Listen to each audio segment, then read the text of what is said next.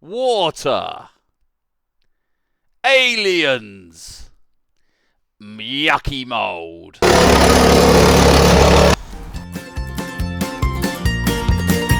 Well, I bought a boat that sank on dry land, a Moody 33 that got out of hand. She's 50 years old, just like the man. Gonna make her luxury, yes I am. Come on down, it's gonna get a bit moody. Yeah, we're in a bad moody.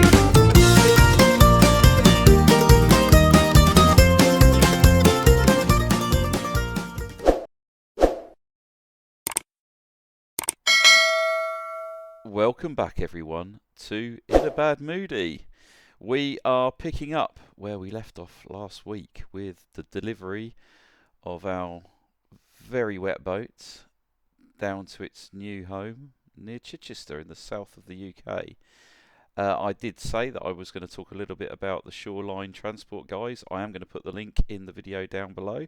No discount or anything like that. I'm too new, and this channel is not about making me a YouTube millionaire. It's about having a little bit of a legacy for the grandkids to look back on and sharing some of the tricks and tips that I've learned over a long and eventful career doing various different things.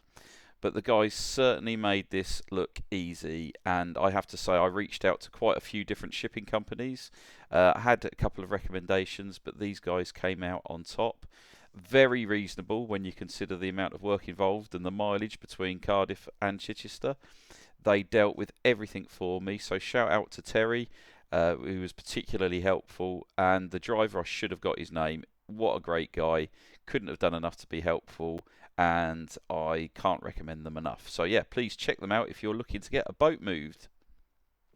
I know this happens all the time, but for me it's a first, and it was very nervous. But they did do the tappy test with their knuckles around the hull and deemed that she was indeed solid enough to lift. So here she is doing her first flight for me.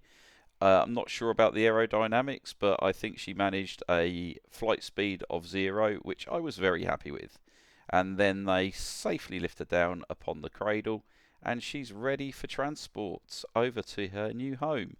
We are planning on trying to get her back in the water, maybe 18 months to 2 years, could be longer. Maybe I'm being optimistic, and maybe I'll just be having too much fun fixing her. We will see. Pretty soon she was chocked up and happily sunbathing down here in her new home.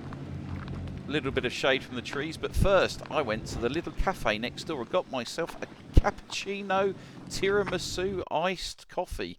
Wow, how good was this? With her in her new home, time to do a quick inspection, and time was getting on, so I decided that it was probably a good time to go to the pub, have a couple of pints of cider and something to eat, and come afresh in the morning. She needs everything ripping out.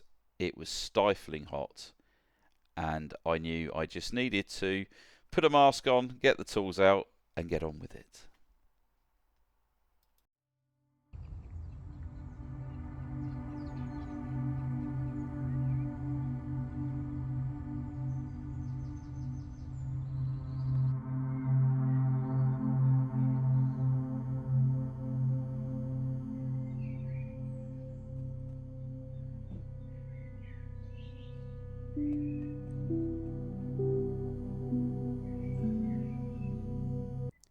Before we could ruin everybody's morning and all the peace and quiet, we needed to start getting everything out.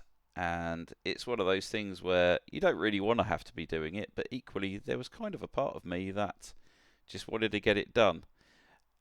And yes, I was going to be wearing a mask all the time because all that mould in there, I'm sure, is not good for me at all.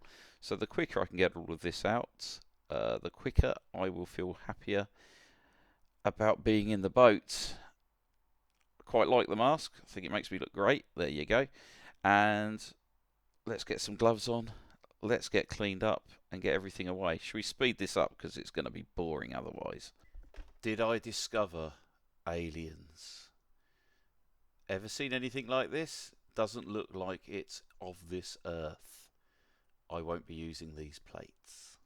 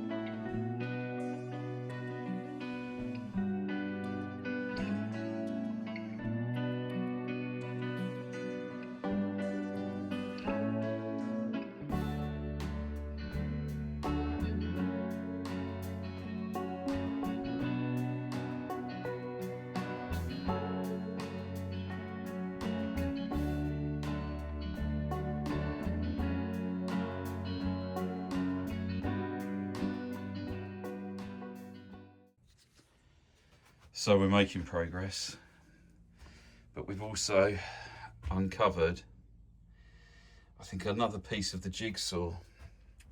So here you can see it on the outside. We've got the chain plates, and we've probably got another one just up there that you can see through the dirty window. Well, the chain plates are fixed here, which are inside the kitchen cupboard, and this one that goes through to the head. But this side of the boat is absolutely drenched, but even up here. So I think when the boat slipped on its cradle, I don't know how long it was sat on its side for, because I actually, looking at this and how saturated it is, and the growth, our little friends under here, I think it might have been on its side for quite a while.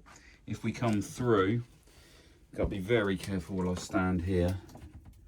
You can see again chain plate, but this whole bulkhead is rotten, so it's coming out. It was going to come out anyway, but now there's absolutely no doubt.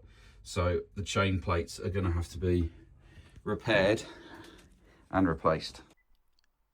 One good thing about everything being so rotten is that it's not very hard to get everything out from the nooks and crannies. I just stick a screwdriver in it, give it a wobble, and everything falls out. So I'm quite confident that I am actually getting all the rotten material from out inside.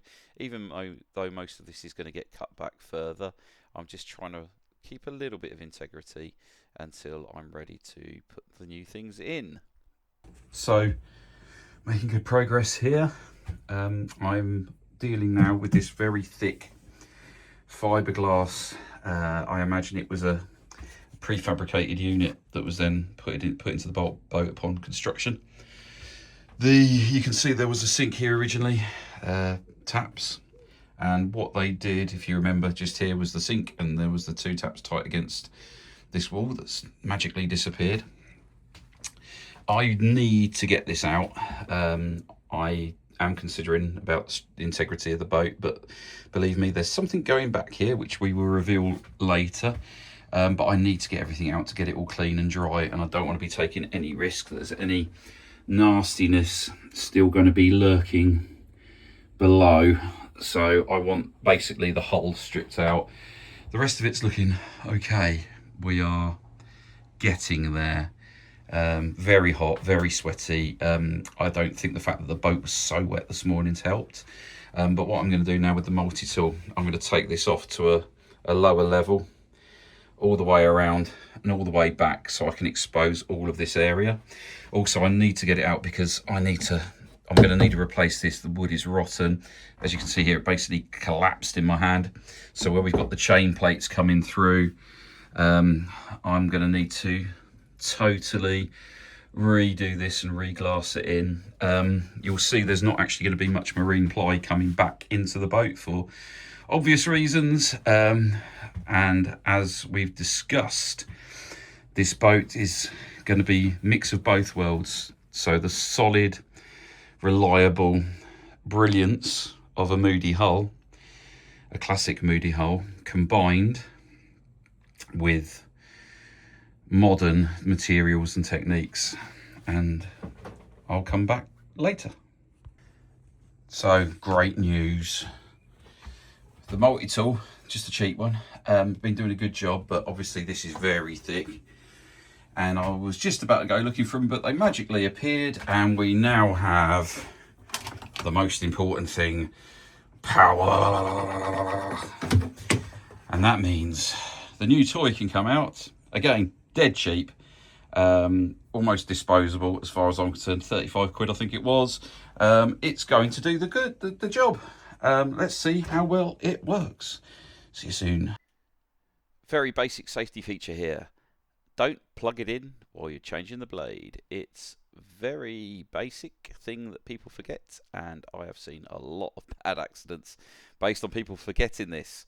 Anyway, I remembered, even if I was hot and sweaty. So shall we see what this new cheap gadget can do against 50-year-old, very thick fiberglass? It gets a bit noisy, so I turn the sound down.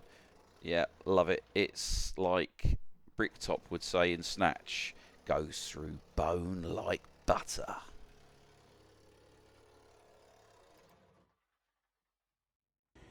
So really annoyingly, if you can see, rather than these prefabricated pieces being either together or separate, we have got some very wet chipboard, plywood in between.